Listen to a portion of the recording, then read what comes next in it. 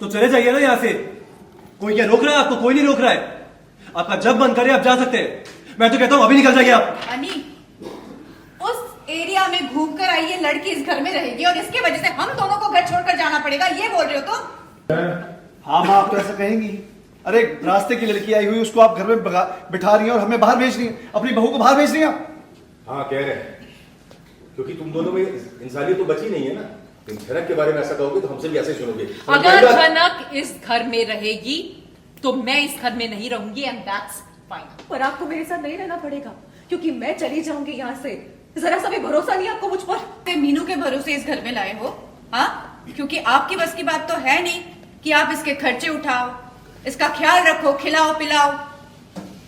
हाँ, इनकी नहीं है लेकिन मेरी तो है। क्या कहा तुमने? मैंने ये कहा कि मैं झनक का खर्चा उठा सकता हूँ और ये मेरे लिए फक्र की बात होगी।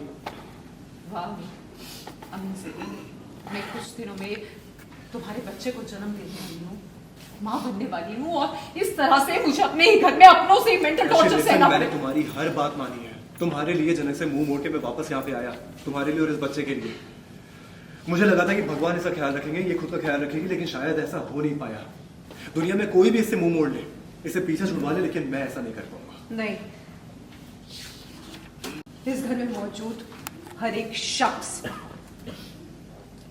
और क्या क्या होना बाकी है मेरे साथ, क्योंकि मेरे भगवान जानते हैं कि मैंने कभी कभी किसी का बुरा नहीं चाहा रखिया। तो मेरे साथ ये क्यों हो रहा है बार बार? और क्या होना बचा है? नौटंकी। कौन है?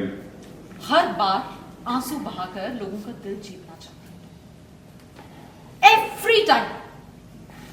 मॉम को बड़ा प्यार आ रहा था ना इस पे।